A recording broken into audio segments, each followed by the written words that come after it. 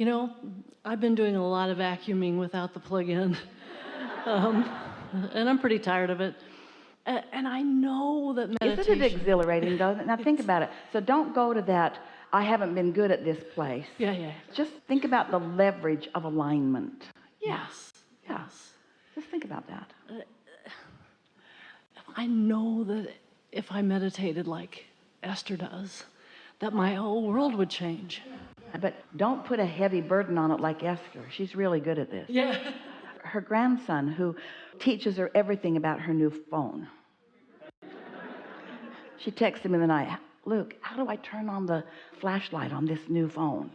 And he texts back exactly what to do. In other words, they have a really good relationship because he knows more about so many things than she does, about things like that. So when you are in a place where you want something that isn't coming the way you want it to be, and you understand that you've got someone who does know exactly where you are and exactly what you want, you just have to relax, and that information comes to you easily.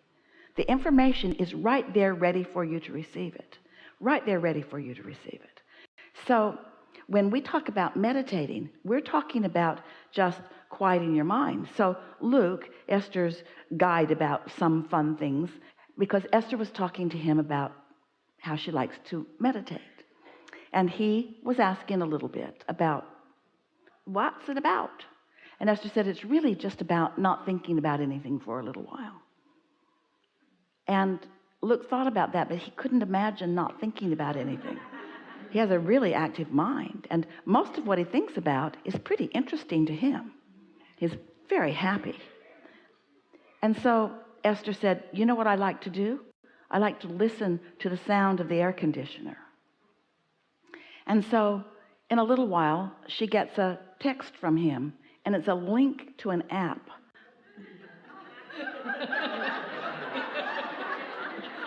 And the app is called Rain. And she downloaded it, but it has all the sounds in the world. It has white noise, pink noise, brown noise, air conditioner noise, central air it's called. It's got fan noise. It's got waterfall noise. It's got cascading waterfall noise. It's got trickling stream noise. It's got every sound in the world that will play indefinitely. If Esther sets it, when she wakes up in the morning, it's still playing that noise.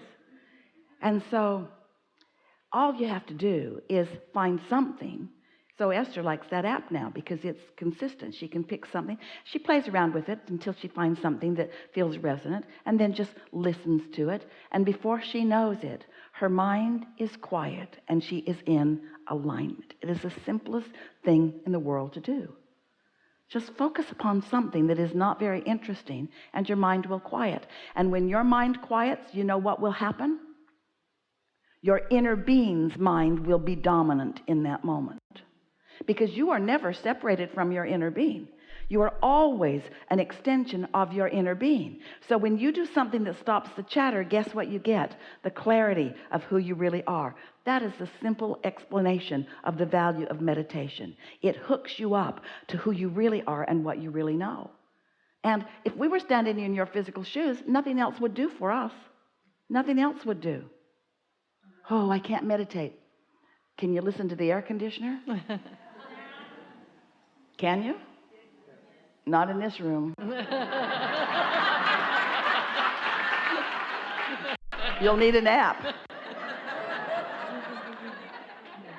Yes. You see what we're getting at? Absolutely. So you quiet your mind and up you go, and now you're connected, and now you have clarity. Now you're wiser. So something else?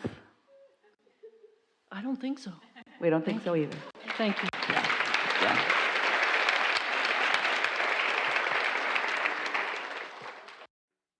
I want to be a dad.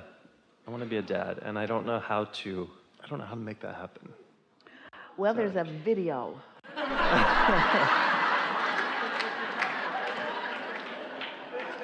I think it's more about the timing, the question about that. Like, do I just do it? Like, I don't know when to birth. Well, here's the thing. When you ask a question that the answers aren't right there, then you automatically sort of lose your connection.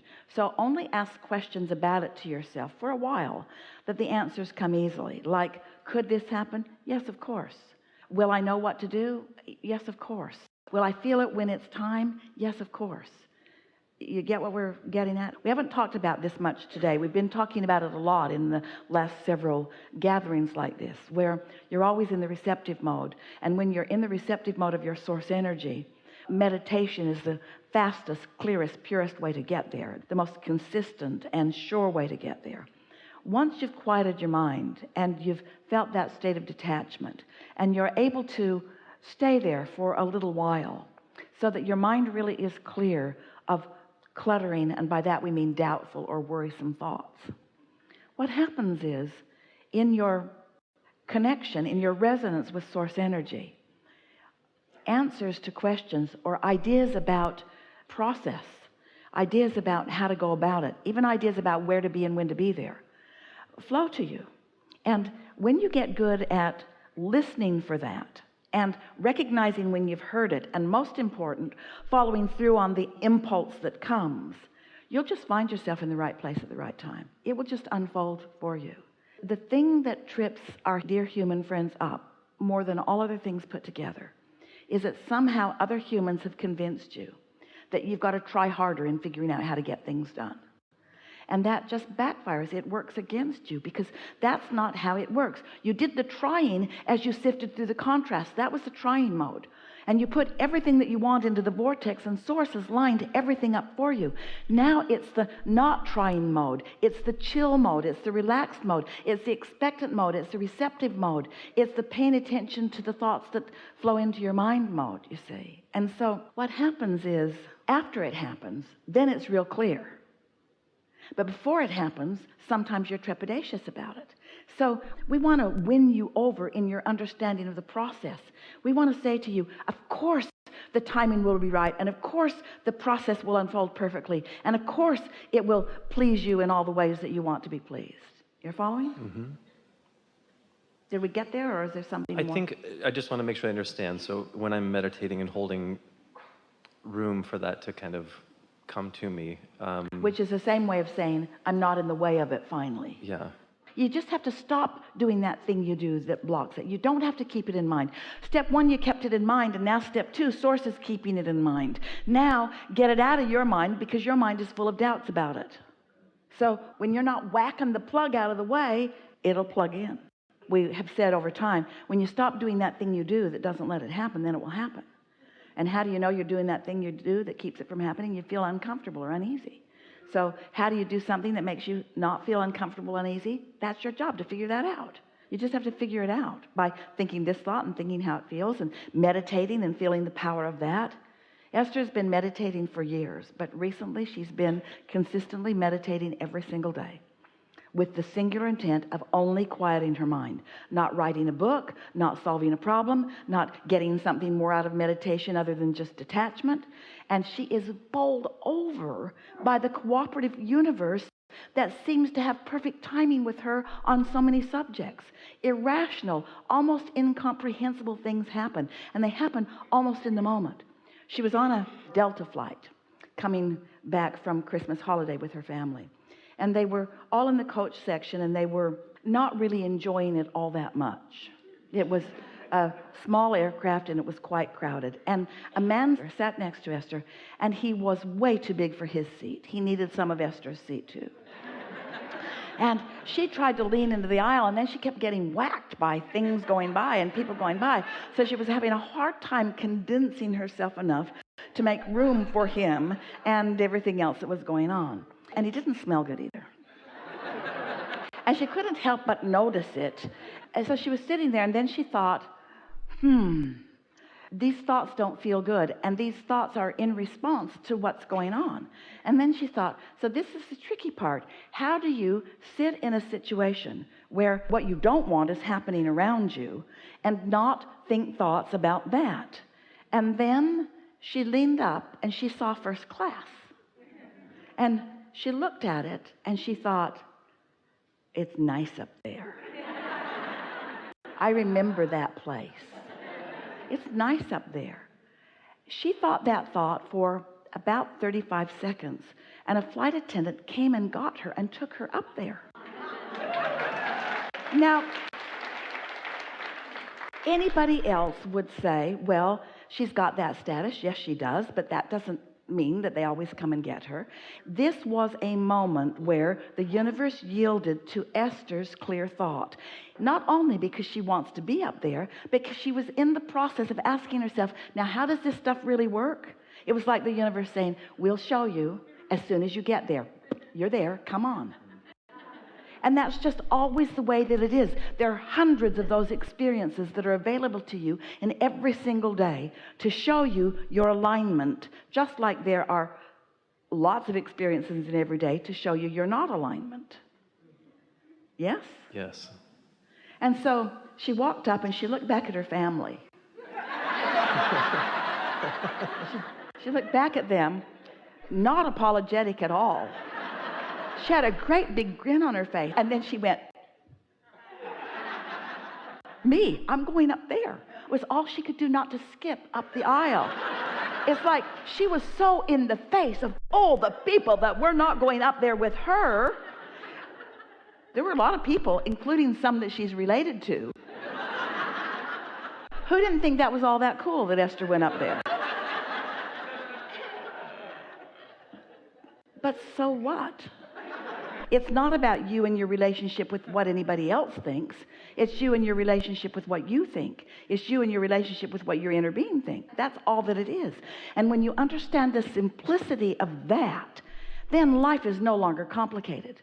And those around you will be drawn to the power of your influence. Listen. Thank you. Yeah. Thank you. Really good. Really good.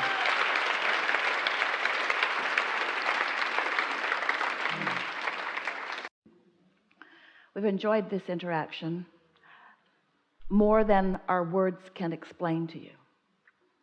Because what we understand happened in this situation is that through your willingness to listen for a long time to a lot of conversation with the intent, most of you, to find resonance with what's going on here, you've cleared clutter from your past that you won't be dragging around like you have been.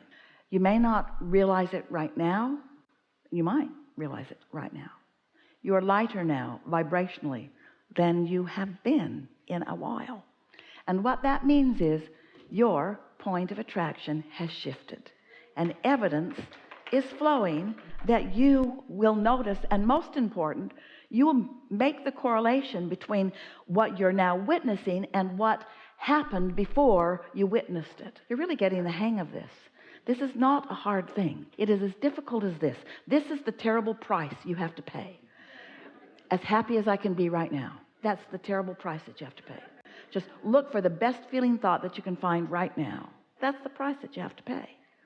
And because you've already done, oh, hear this, you've already done all the work. You already lived most of the contrast